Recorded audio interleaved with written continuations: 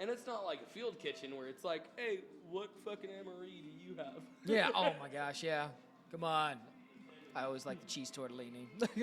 Motherfucker, Best snacks. I don't give a shit. Just give me jalapeno cheese. Jalapeno cheese. You're the Jalapeno cheese. whatever It's like, comes. yes. Jalapeno cheese, chocolate peanut butter. Those are the two things you could probably barter for everything. You get the bacon cheese every once in a while. You're like, is it good? Sometimes you just crave it. Because you want something chunky to swallow? It's the saltiness. Oh, it's the saltiness. You're like, memories. Memories, right? Sometimes you think about it, you're like, fuck, man. Why did they fed us those shits? And you're just like, damn, this is like the weirdest Lunchable ever. Well, it wasn't like they fed us that shit. They fed us something. Something. It's like, if they don't eat something, they're going to die. Okay, like, I look at my dog, and I'm like, I gave you food, okay? Like, you don't always need to have salami, pastrami, or shit like that. Like, at that point in time, you're like, I got some bread and bologna. I got to eat with some homies. And that's what it was about. Yeah, you know, if the Marine Corps could get away with it, it would have gave us kibble. There was like Marine Corps Oh, dude, kibble. I'm pretty sure they gave you kibble. Here you go. Go Okay. ahead. Like, I got to sit there and drink with some Marines out in Sigonella. And Sigonella, Italy. Gotcha. Okay. And this guy was a comp controller. I went straight to the south for some reason. Which state was that? Georgia? Tennessee. You're like, we need to keep Marines in America. Because, like, if they go outbound, like, fuck it. We're going to cause World War IV. So Sigonola went out. We're going to skip 3, go straight to 4, because they can't count. Comp controller can, because he's the one in charge of your fucking money, dude. Yeah. And this dude was, like, bow-jacked with, like, a broken back. He was Joe Swanson from fucking Family Guy? No. Like, he was, like, one of those guys that you could tell he had an 8-pack at one point in time, but as soon as his back broke, his muscles were like, we have to take over. He's held up simply by spite. Yeah, that's it. Hate, anger, nicotine, caffeine, and on the weekends, alcohol. And on the weekends, alcohol. You know, just to ebb it out. Like, that's one of the things that I really appreciate about you is because, like, for me, I was always the can in can do is caffeine, alcohol, and nicotine. Yeah. And then I realized with you, it's caffeine, anger, and not a fucking chance. Like, I call it audacity. oh, sorry, I live sorry. by audacity. I think I fucked that up. It's nudity. Nudity. That was only sometimes. I mean, downtown and this specific American Legion got to see me almost completely naked. Really? Almost. Oh, Several they get times. the cuddle puppy? No cuddle puppy here. There is a puppy over there, though. It's so good. And with that, welcome back to Vegas Veteran Voices, Triple V, if you're aware of it. And I have the pleasure of sitting with Jacob, Joe Mountain, Pinnell. Pinnell. All right. And why don't you tell everyone about yourself a little bit? Well, I just hit my 3 years in comedy. I did 20 years and 5 days in the Air Force. In the Air Force. What'd you do in the Air Force? I was a bomb loader. Bomb loader. Is that sexual? No. Like, you have to understand, like, I locked and load, but I didn't try to do it in every girl that I saw. Like, God forbid I was a Marine Corps, like yourself. You guys go port to port and try to unload everything that you have on you. Hey, the Philippines thanks us very much. Well, they used to thank the Air Force, but then they closed down the base. Yeah, it was considered uninhabitable for human life. Dude, there was a fucking volcano that erupted and, like, dribbled on the base. That's called tanning. Yeah, for us, we're like, okay, cool. There was a little bit of ash that went there. We can't go there anymore. Yeah, it's okay. We can be a little ashy. Just get out the cocoa butter. It's a little bit of liquid hydration. We're just going to, just rub off the bullshit. Yeah. So you actually did the full 20 years. What made you want to stay full 20? So my dad, early on, he's like, hey, dude, do your 4 or 6, learn everything you can, get the fuck out, or do your 20 and make sure that they pay you for the rest of your life. So it was either way a strategy. Like, you're going to get something out of it. Yeah, but my dad, like, literally got out of the military twice. Twice? Yeah, like he joined the Air Force before Vietnam era and then joined back in because he went back home to Maine and he worked in the shoe factory for one fucking day and he's like, fuck this shit. Fuck this. Lobsters aren't good enough. I'm out. Yeah, no. He dipped the fuck out. He rejoined, and the second time around is when he met my mom. In Vietnam? No, not in Vietnam. Gee, dude, I'm not that dark-skinned. Jesus. You could have gone with Italy. He met my mom, maybe, but no. My mom's Swedish, and very sweet woman. Love her to death. Love her mom. She was my direct connect line to God. Oh, really? Yeah. So, like, every Sunday I would call her up rather than going to church. What was it? Okay, gotcha. Oh, no. She was just a very sweet woman and just an amazing person. We could talk about anything from politics to geographical locations, anything that I was going on in the military. And she would always put a pleasant spin on it. So, Yeah. like, she was one of those people that, like, I still have to get the tattoo for her, which is a dove on my leg because I got a leg of love, I got a leg of hate. There's nothing on that leg for hate because, like, I haven't found enough motherfuckers that I just genuinely, like, fuck you. I haven't met one either. I mean, people who wear Crocs kind of get me there, but almost. Most of the time, no. Just Crocs? Just Crocs and pajama pants outside. That gets me a little dude. heated. Those people that choo-choo train out of those fucking digital dicks, Oh that's my fucking just, gosh. like, obnoxious as shit. You're like, what the fuck? And the is people wrong? who wear masks in their own car. Those are good. Those are good. At that point in time, I was like, okay, cool. You want to smell your own breath, Yeah. They're but like, you're I really afraid like this of Colgate. the farts that have been committed in that thing before. Like, I understand if you're in a 1986 Honda Civic. Yeah. There's you're going to like, be some dude, sense there. There's going to be some dark shit in the back seat and just somebody ripped ass. But, like, really? You're going to have to wear a mask that entire time? Yeah. It's like, oh, gosh. Yeah, there's certain... But like I hear what you say. It's really hard for me to hate people, like in general. Like even like in Afghanistan, I never hated the Taliban. I just knew if you fuck around, you find out. That was it. It had nothing to do with anything. Agreed. Right? And that was just how it is. It's hard to actually hate somebody, especially when I know my own faults. Like everyone has a reason why they do what they do, right? And I can give people a little leeway. Doesn't mean I need to keep them in my fucking life. But Agreed. I'm not gonna hold. They're not gonna hold this anchor over me. You know what I mean? Or they're not gonna keep me back. It's funny that you mentioned the anchor because, like, the Marine Corps is always about, like, oh, Eagle, yeah, get up and anchor and anchor. eagle, yay. But, like, for me, I was never in Afghanistan. It was always my bird that I sent in, Yeah. okay? Because I was a bomb loader. So it was like lock and load, send it downrange. Did you sign bombs like Snoop Dogg? No. I wasn't a pretentious twat. Dude, I just wanted to get it in there like swimwear, have it good, and just okay. Like a thong on a Brazilian beach. A thong on a Brazilian beach? Yeah, dude. Have you ever seen a Brazilian girl's ass? Like on a beach? No. Okay, you need to go. It's weird that you said Like, Brazil because I'll fly if we you have a buy. guy. We have a Shit. guy who's from Brazil. He was like, I'm going to Brazil in April. You want to go? I'm like, I guess. I mean, what are we doing? He's like, we're eating and we're going to the beach. Down. All right. Cool. Whatever you say. Well, previously you've told me that you're a professional cuddler, and like down there you can be the teddy bear. Because oh my god, those girls are gorgeous down there. Like it's not the same as like walking on the streets of Colombia or anything else like that. But like, dude, you have to understand, like, Americans, we get it all fucked up because we have this geographical divide. We totally do. Like, you hit a state line and fucking changes. It's Oh, wild yeah. here.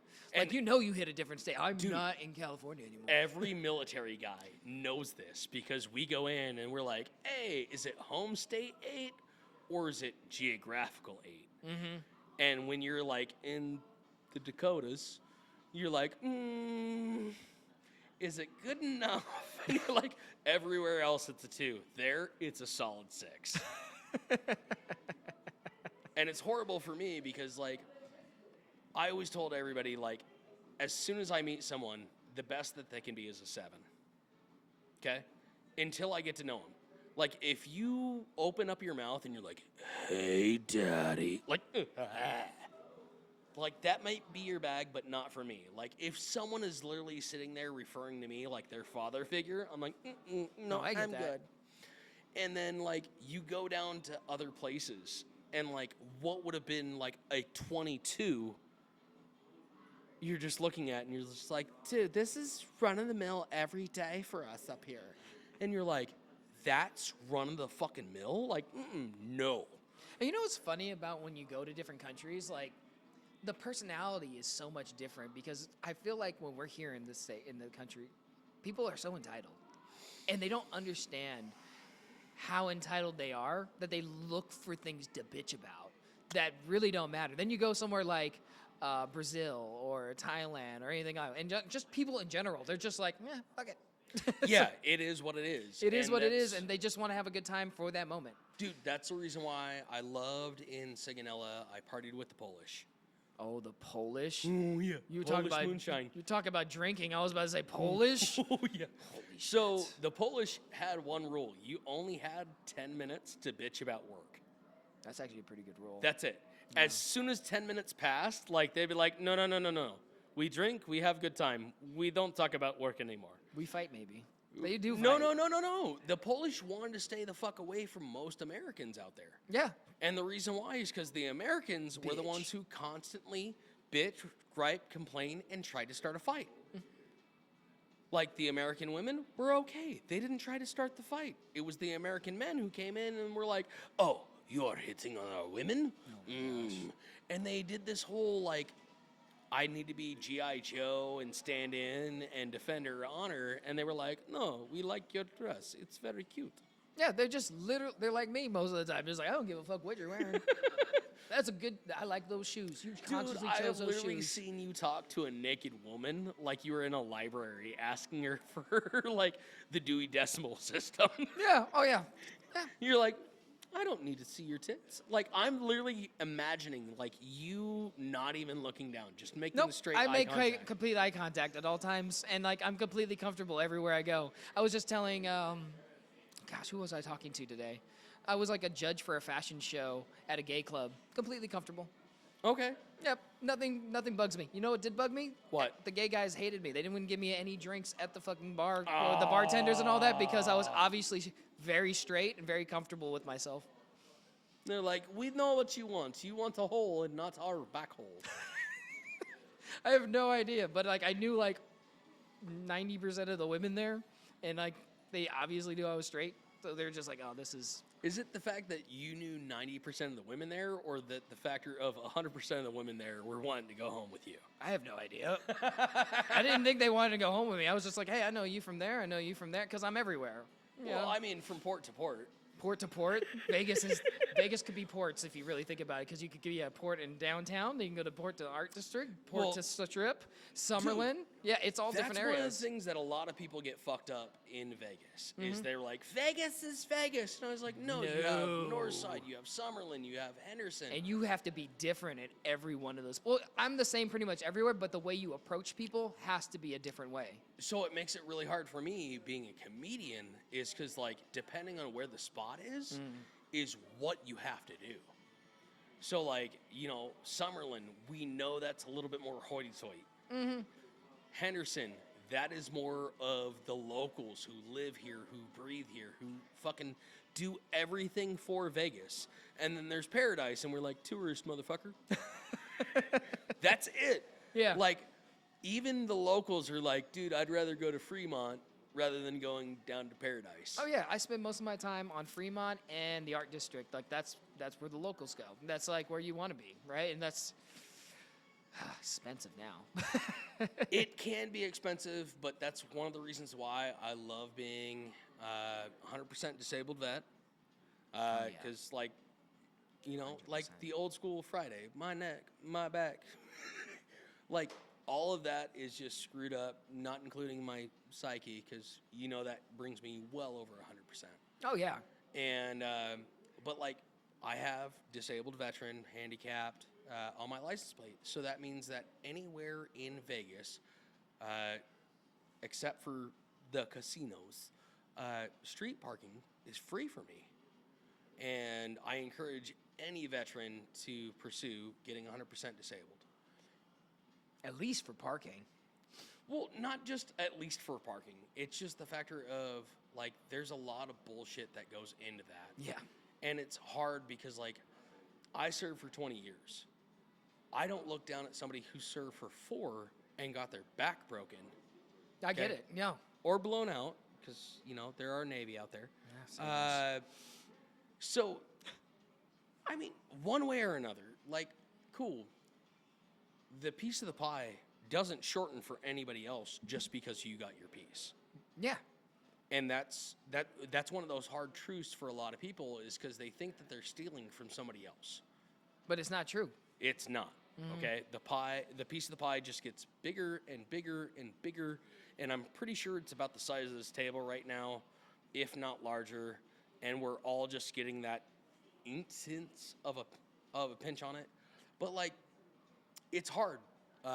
So for anybody who's looking at joining up, like, when they talk about 50% of your retirement, okay, 50% of your base pay, not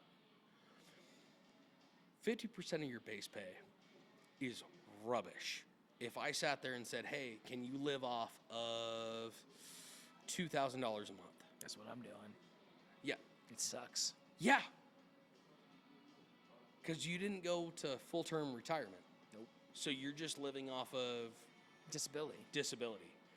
And that fucking hurts like nobody's business, is because, like, a lot of people think that, like, 50% of your base pay is a shit ton, because they always go to a military guy and they're like, oh my God, you make so much money. Like, no. I have 2 allotments that make me a decent amount to pay for wherever the fuck I'm living at right now. As soon as I move out of those places, guess what? Wah, wah, wah. Your base pay is your base fucking pay. And so, like me, I could have stayed in for longer. I chose to get the fuck out. And the reason why is because I listened to my chiefs, my master sergeants that stayed in for 25, stayed in for 26, 30 years. And I always ask them the same fucking question. One question. Can you guess what it is? No. What is it? What's one thing that you wish you would have done more of? What'd they say? I wish I would have spent more time with my family when they were younger. Yeah. I can tell you that's hurting me right now. Dude, because it does. Mm-hmm. Because we miss birthdays. We miss special occasions, such as, oh my God, they got the fucking lead point for jazz choir. Or, shit, they won their first match in jiu-jitsu. Like, we miss those things because we're overseas. And then when we get back, we get to hear about it, but we didn't get to really witness it. And, you know, it's sad with the kids. It's like they get used to you not being there, and then it's not a big deal if you're not there anymore. So it hurts. It hurts a lot. More than you know, man. Oh, I know. So, like, sitting there, like, I'm happy that my kids know me. Mm-hmm. Because 2 of my kids are not biologically mine. Yeah. I put the blood, I put the sweat, I put the tears in, but I just didn't put the seminal fluid in. Yeah. And so, like, for my son to sit there and call me dad, and when he turns 18, he wants me to adopt him legally. Like, that's a fucking huge thing. Yeah. And then when I asked my daughter if she wants the same, she goes, no, because I don't want to relearn how to spell my last name. Fair. That's a fair point. Okay. But she's like, if you would legally adopt me, I'll do it. I just don't want to change my last name. I'm like, all right, cool.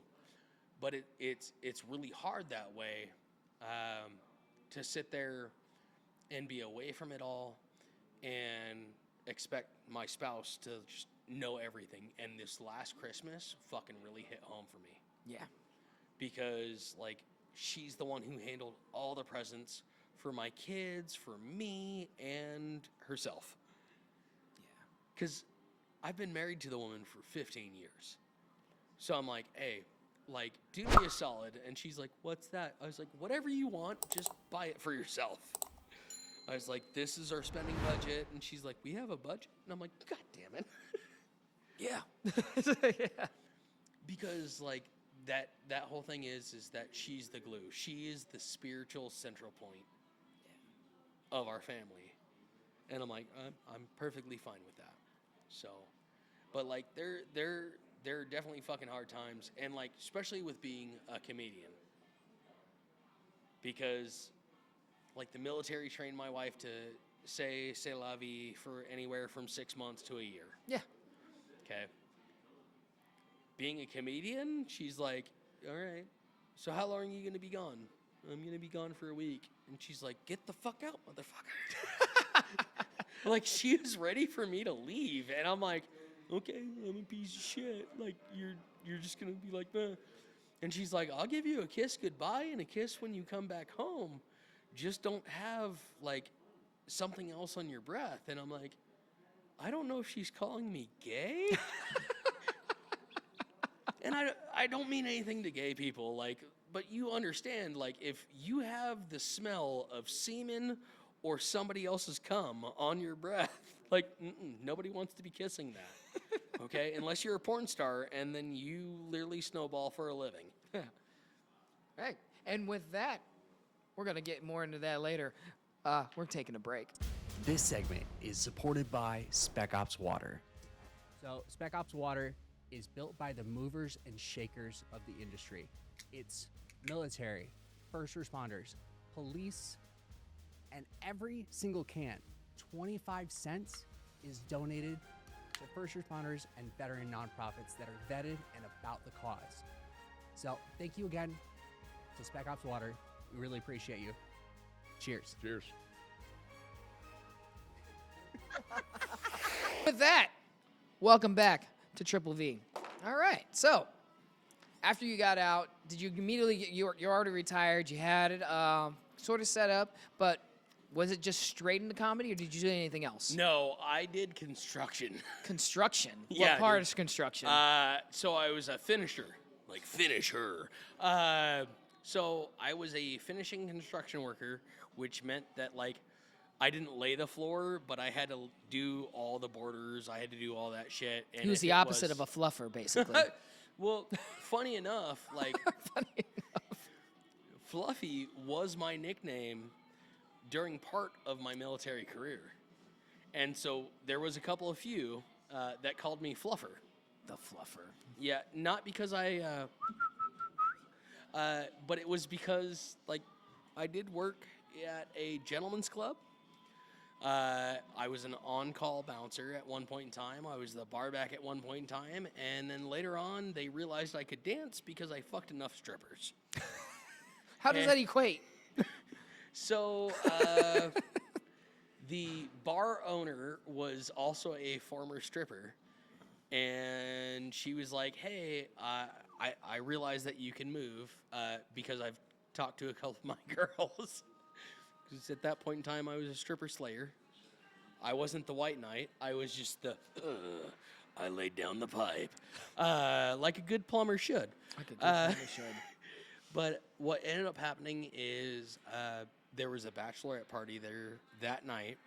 And mind you, I had a glass much like this that was filled with vast majority of rum and then Coke. Not Coke, but like Coca-Cola. Coca-Cola.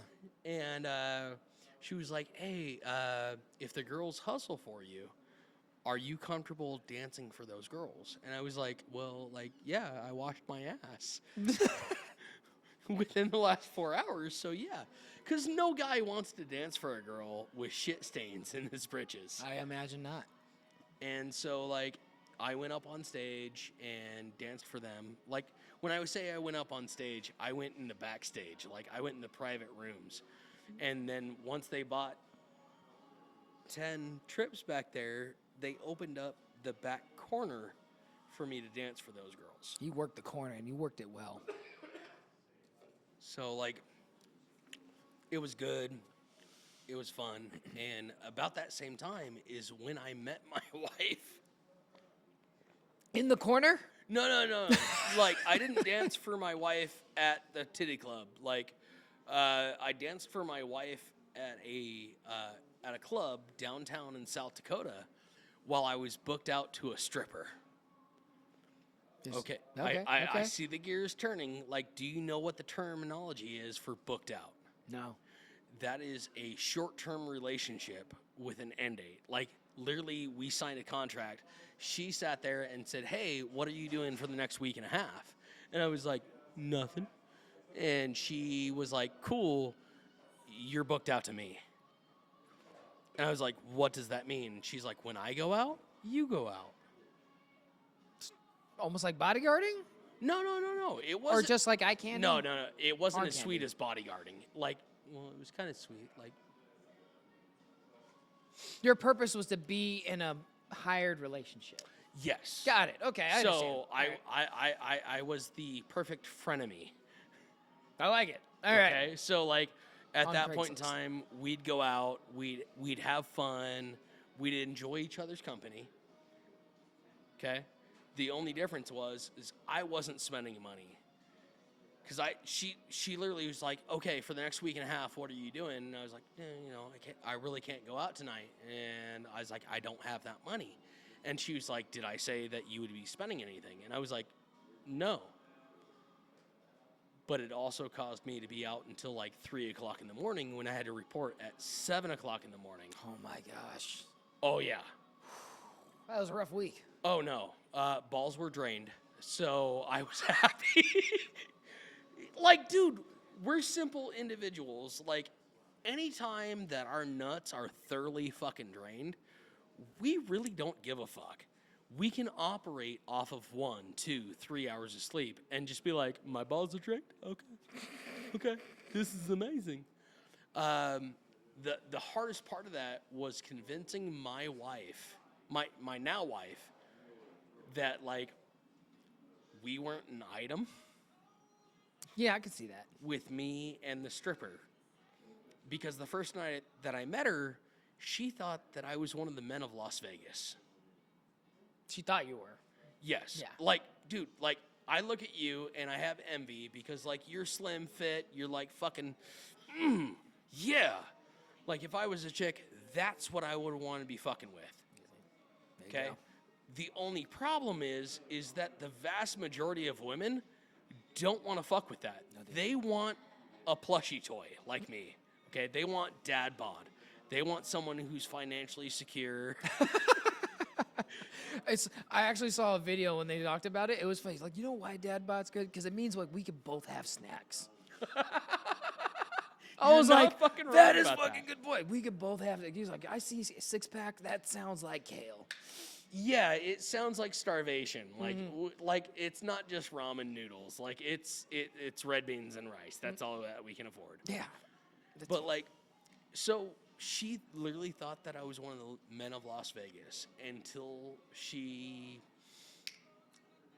didn't ask for my number. Her friend asked for my number. And then, like, that whole exchange happened, and she found out that I was a local area code, and she was like, oh my God, no, he's military. And I was like, yeah. And, like, military guys get a bad rap because, like, well, like, Navy and Marines, you guys go port to port. Air Force guys, we might be there for like 5, 10 years. Long fucking time. Like Yeah. you might go to Japan and you just live in Japan now. That's it. That's it. And so, like, she was worried about that shit because her dad was Air Force. Fair. So, you know. So, like, in South Dakota, she was considered an import. And so she was worried about, like, what I would do with her. Makes sense. She's no longer worried about what I'll do with her. She has that guaranteed. She's like, first guy that actually made me, oh, yeah. So, how did this all lead up into comedy? So, like, I've been doing voices my entire life. I've been telling stories my entire life. And, like, for comedy, for me, I love to be the 99% truth and the 1% false, which fucks up a lot of people. But, like, when I sit there and I'm like, I've been a stripper, I've been suspended, okay, by 6 fish hooks and hoisted up in the air. Like, most people think that's bullshit. Like, no, That's 100% truth. I mean, you've heard my jokes, so you already know. I know what you mean. Yeah, but like, you gotta understand, when a motherfucker comes up on stage and says, yeah, my third nipple's pierced, like, nobody fucking believes that. Until you show them. Yeah, and I still haven't shown it up on stage. The reason why is because there's a bartender wager at every place I go that I have a piercing that I can show in public that you've never seen before. Yeah. Yeah, and every bartender just takes it hook, line, and sinker. Like, they want to believe, because that's what most people want to see. They want to see that miracle. They want to see that just that oddball bullshit that no one has ever seen before. And I have to say, other than that one time that I forgot that I drank there before, every fucking bartender has fallen for it. Oh, so you went full time with the comedy. You kind of use that to your advantage, the stories, the history, and everything.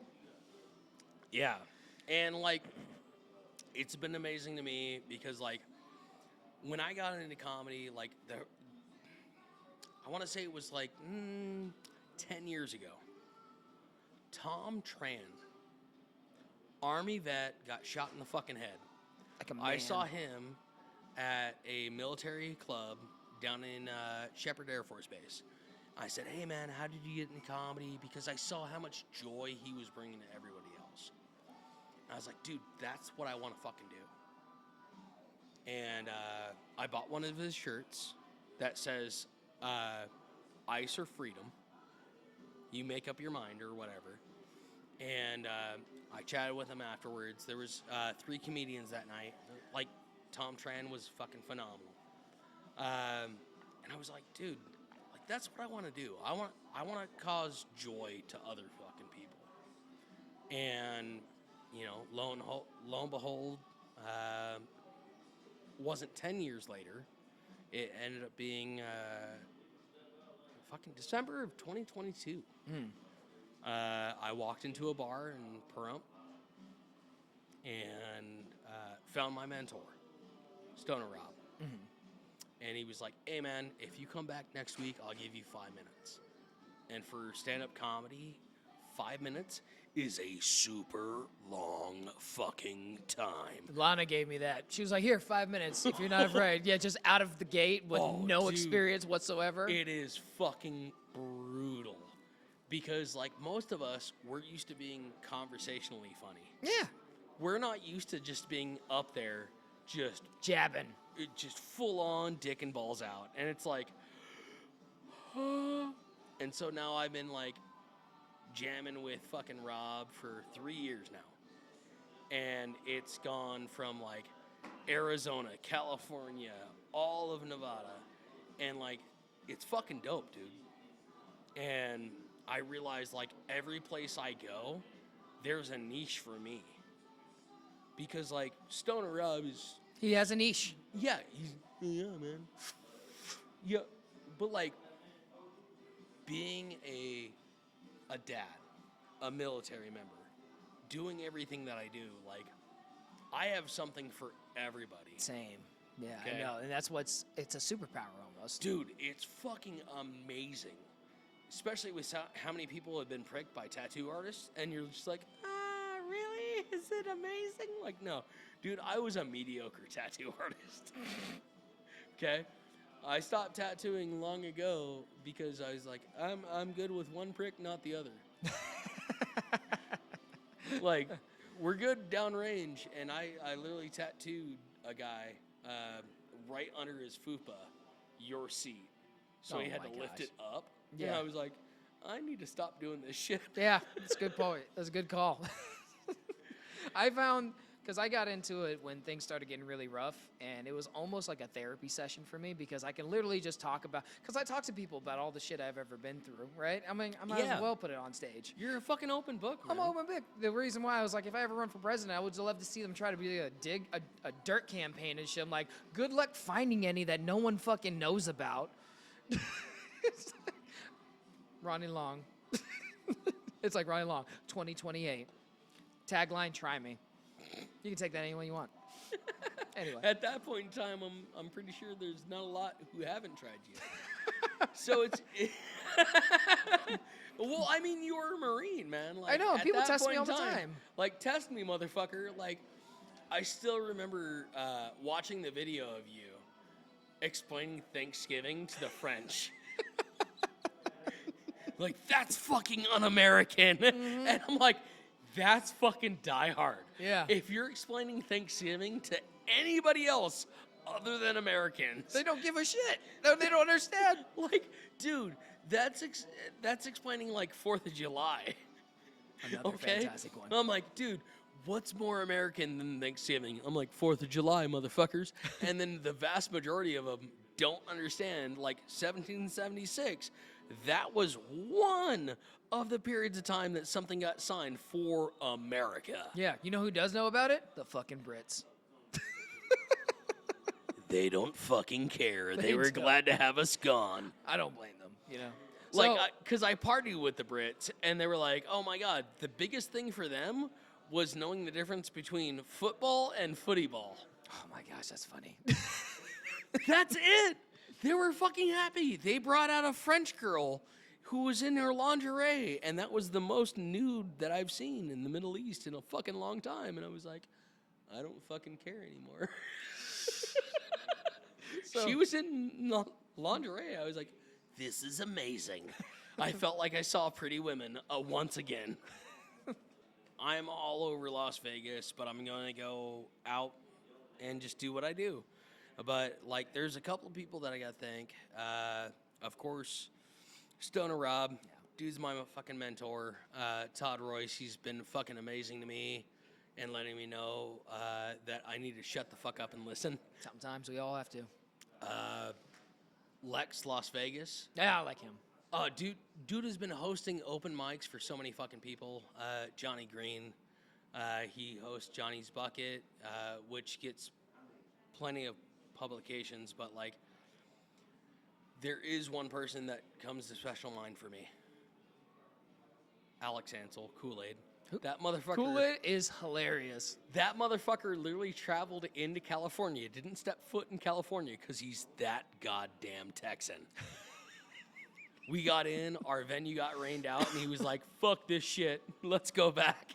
Kool-Aid. And he didn't fucking step a single fucking minute outside of the car while I smoked 3 or 4 cigarettes, figuring out what to do during Hurricane Hillary. All right. Awesome. Well, thank you for your time. If any shows come up, you let everyone know. Is there anything that you want to let everybody say? You can follow me on Instagram at JO_MT_comedy. Yeah, that's it, man. Like, I love being here in the veteran community. I already had fun going outside and bullshitting with all the vets here at the American Legion. Dude, find your group. Whether it's American Legion, VFW, or just the twat waffles that are outside. We all know what we're talking about. That can have fun, enjoy, and just be you. Because there's too many people that are trying to pretend to be other people, and like, that's the reason why I love Triple V, is because I have never seen a single video where you guys weren't being you with other people. Yeah. And that's hard to come by in today's modern world, because there's so many people wanting to curtail to someone else rather than themselves. Oh, I don't care if I'm meeting the President of the United States. We're talking the same way I'm talking to you right now. Whoever's in office. Rub it and scrub it, baby, as if it's a muscle on the middle of the beach. All right. So, With that, stay hydrated, motherfuckers. We're out.